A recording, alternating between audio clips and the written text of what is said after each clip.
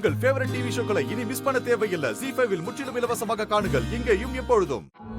கோயிலில் நான் முதலாக உன் முகம் பார்க்காமல் உன் அருகாமையை உணர்ந்த நொடி என் வாழ்வின் ஒரு அழகான அர்த்தமுள்ள பக்கத்தை நான் என்னையும் அறியாமல் எழுதத் தொடங்கிய தருணம்.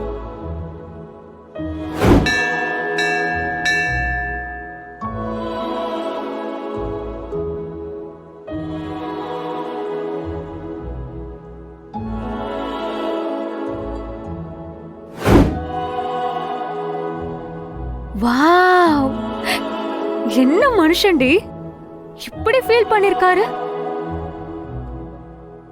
உன்னை முதலாக முகம் பார்த்த நாள்.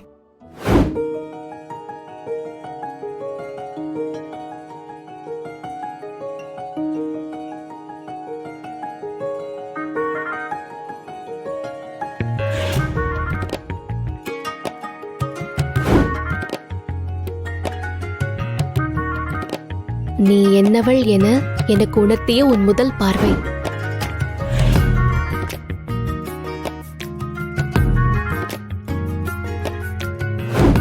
நான் சிற்பியாக இருந்திருந்தால் கல்வெட்டில் எழுதியிருப்பேன். இதோ உன்னை சந்தித்த முதல் பார்வை என் கையெழுத்தில். லதா, அந்த பொண்ண எவ்வளவு பிடிச்சிருந்தா ஆதி இப்படி ரசிச்சு எழுதியிருப்பாரு. ஆமா பாரதி. சரி சரி, நீ படி. நீ அழகிதான் பெண்ணே, நீ அழகிதான். ஆனால் உன்னிடத்தில் நான் கண்ட தாய்மை பேரழகு.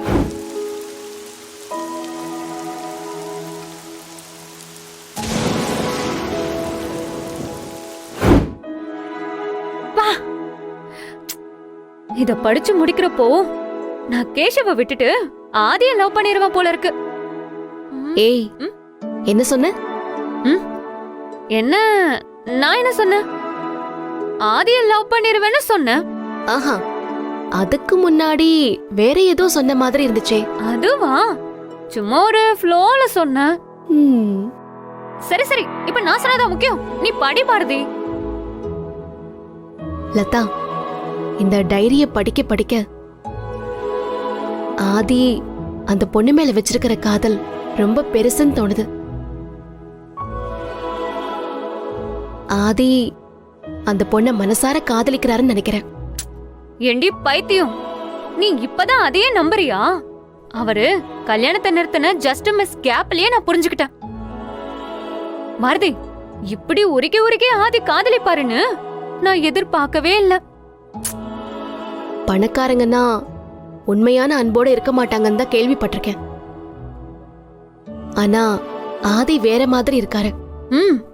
நீ இந்த அளவுக்கு ஆதியோட காதல நம்புறன்னா நியாயமா நீ அவங்க அம்மாக்கு ஹெல்ப் பண்றதை விட்டுட்டு ஆதியோட அந்த பொண்ணை சேர்த்து வைக்கிறதுக்கு தான் நீ ஹெல்ப் பண்ணணும். ZEE5 ஆப்பை டவுன்லோட் செய்து அனைத்து எபிசோடுகளையும் இலவசமாக பாருங்க.